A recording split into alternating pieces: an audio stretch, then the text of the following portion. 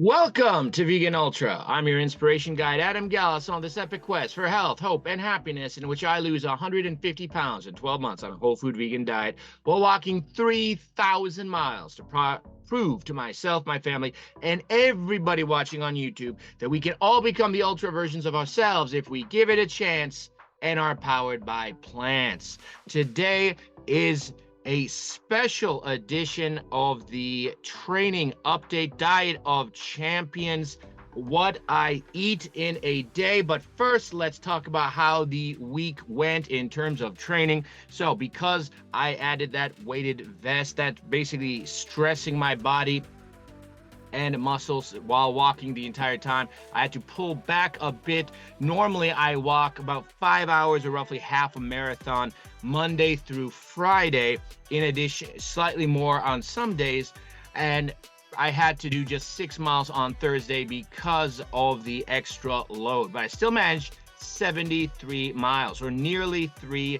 marathons. So that brings my total to 1,012 miles, nearly 40 marathons, basically walking from Washington, D.C., or from my hometown of Minneapolis to Washington, D.C. 9.6 miles per day, burning almost 200,000 calories, helping me lose 3.4 pounds per week. So now let's talk about what I ate to allow me to accomplish this incredible feat of ultra athletics. So here's the NIH body weight planner saying that to hit my goal, I need to be eating about 2,850 calories per pound. So here it was, week 29. This is, of course, the Olive Garden, a vegan feast for me, celebrating with my family. So Olive Garden, one of the best non-vegan restaurants for vegan food. They have, for example, of course, their salad is vegan, their minestrone, their garlic breadsticks, the one biggest reason that any of us go to Olive Garden, also vegan. Their, of course, steamed broccoli and grapes, also vegan. So I'm going to be having all of these in these amounts here. So that's a hearty meal. 1,850 calories, just 3 grams of saturated fat, 62 grams of protein.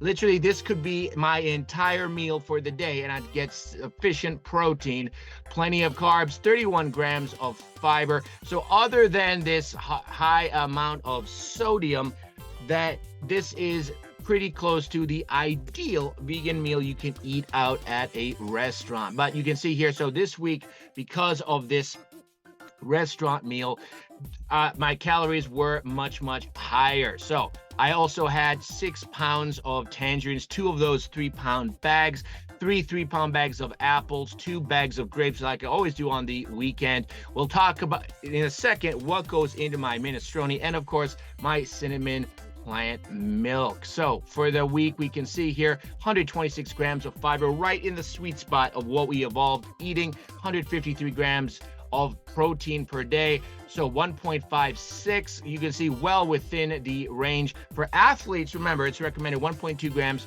per kilo, and for my target goal weight, 2 grams, near the upper end of what's recommended. So if we take a look at the micronutrients, sodium coming in at 2,600 calories a day, slightly higher because of that Olive Garden. But remember, potassium is the anti-sodium, and nearly 11,000 milligrams per day. Plenty of calcium. Remember, I added 0.1 pounds of bones as I ramp up the weighted vest, increasing my bone density. Iron coming in at 44 milligrams per day. But remember, non-heme plant-based iron, you only absorb what you need, confirmed by my blood test. And potassium to sodium ratio, 4.1, twice what the government recommends. Overall, 17% fat, 19% protein, 64% carbs. And here again is the meta-analysis from the Lancet. So I am around here. And of course, remember though that some Dr. Campbell and some other doctors say that the optimal amount is as much as possible from carbs, backed up by the facts. Okay, so let me share with you basically what is it that I eat in a day, because of course I showed this summary of the soup coming for this week. So let me show you what is the preliminary plan for this week. So we've got, of course, the soup, which is the staple. We've got the same, basically 3 pounds of fruit on each day. There's not a weekend. Plenty of pistachios, cinnamon milk each day as a treat to myself. So what actually goes into this soup? So the base is always, as Dr. Greger explained in his How Not to Age lecture that I just attended with my family and friends, absolutely incredible opportunity. I'll be talking about that on Tips Tuesday, but you want greens every day, and specifically 2 to 3 servings. Well, guess what? A bag of greens such as kale or chopped spinach or collard greens, which costs about $1.50 at Walmart. That's 4 servings. And by the way, eating 2 servings of this a day can help your mind de-age by about 14 years, as we learned at the How Not to Age conference. So I also, of course, have cruciferous vegetables in the form of a vegetable mix, such as this one. I actually have a variety of them. There's about a dozen different kinds, but this is just a representative. So you can see here, we got broccoli, Italian green beans, carrots, baby corn cobs, water chestnuts, red pepper. So you get a variety plus cruciferous. So this is, of course, very important because as Dr. Bolsowich teaches, the fiber doctor from Fiber Fueled and Physicians Committee, the diversity of plants that you eat and the fiber that you get results in the healthiest microbiome and thus the healthiest you. And of course, mushrooms, another one that we'll be talking about on Tips Tuesday. Dr. Greger says the most forgotten, but one of the most powerful, because ergothioneine is pretty much found. This is the basically longevity vitamin that's only found in the mushroom kingdom. And of course, sliced mushrooms. These are the white button mushrooms, the cheapest form that you can get at Walmart or pretty much anywhere. The second highest source of spermidine, which he was pounding the table on as anti-aging, as it helps boost autophagy. Oh, number 1, of course, being tempeh, the healthiest form of soy, nature's most perfect food. Beans, beans, beans, greens and beans. That's the thing that he was really pounding the table on. Well, the beans, he specifically said in Q&A, he likes the canned beans as long as it's no salt added. That's because you can see here, sodium for the entire can, 35 milligrams. Now, the key here is take the top off and pour in the whole amount because you want to get all these nutrients, including what's in the juice. Normally, if you're getting canned beans, you want to strain out the water and in fact wash it, getting rid of 1/3 of the sodium, because up to 500 or 600 milligrams per can. But no salt added. Go ahead and save all that water because it has all those nutrients, including crazy amounts of fiber, crazy amounts of protein, and of course, look at that potassium. Absolutely rich in potassium, rich in iron. It's absolutely incredible. Oh, and by the way, in terms of the protein, restricting protein, also a wonderful tip on anti-aging. But it turns out, actually, you only have to restrict certain amino acids such as methionine. And guess what? That means plant protein. Go ahead, have all you need. And finally, I've just added this no salt added green beans as well. This isn't necessarily because of the high fiber or protein. It has a certain amount of fiber. I just really love green beans as well. So this, as well as massive amounts of spices, a tablespoon per day of garlic, of onion, of turmeric, of black pepper, because remember, black pepper and turmeric, that's 20 times better absorption.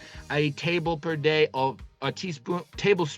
of amla, that is ground up Indian gooseberry, the highest antioxidant concentration of any kind of fruit, up to 200 times more than blueberries, as well as a serving a day. I bought 21 pounds in bulk of these pea protein and defatted soy protein, basically kinds of meat, high in fiber, low in salt, so meeting Dr. Greger's definition of whole food. So still eating that. Remember, isoflavones from soy, you want 2 to 4 servings of soy per day, ideally. So I'm currently getting it from the defatted soy. But of course, when I run out of those 6-pound bag, I will switch to tempeh because, of course, it's the healthiest. It's fermented. You get whole grains as well as soy. And when you ferment food, the bacteria actually process it, make it healthier. Humans don't know how to process food and make it better. Bacteria do. So when you can see overall, this staple works out to around 1,400 calories per day on the soup. Now, this actually breaks down generally to about 5 large bowls. It's like 3 large ladles full. So these are big bowls, but those bowls have about 275 calories. So that works out to about 135 calories for a regular size bowl like you might get at the Olive Garden. By the way, Olive Garden minestrone, 140 calories per bowl. So you can see, packed with protein, packed with healthy whole carbs, fat 102, but look at that, saturated fat, almost none. Packed with those healthy fats, including polyunsaturated fat and monounsaturated fat, the ones that the more you eat, the longer you live. Similarly, the minerals, the vitamins, absolutely just crazy high nutrient density. And of course, there you can see the protein, all amino acids, because as Dr. Christopher Gardner from Stanford has proven many times, every single plant has every essential amino acids. It just varies in how much. The only food that does not have all 9 essential amino acids is the animal product gelatin, which lacks tryptophan. You can see omega-6 to omega-3 ratio. You want 3 to 4 or less. Crazy low anti-inflammatory. Look at that potassium to sodium ratio, 9.5, because the sodium is coming in at around 700 milligrams versus about 7,000 milligrams on the potassium. So thank you so much for joining me on what I eat in a day. Basically, it's 3 pounds of fruit, about 10 pounds of soup, packed with vegetables, mushrooms, whole grains, and lots of beans, and of course, unsweetened Ceylon cinnamon plant milk as a treat. So that is the diet of champions that's helped me to do 1,000 miles of walking plus weight training, and 73 miles of that being weighted vest walking, all in just 15 weeks while losing over 100 pounds, becoming the healthiest, happiest version of myself, because this truly is science-based magic and nutrition-fueled sorcery. Thank you so much for watching. Subscribe to this channel, like this video to help other people find it on YouTube, and consider trying a Blue Zone vegan lifestyle. It can help anybody become the Captain America version of yourself if you give it a chance, and are powered by plants.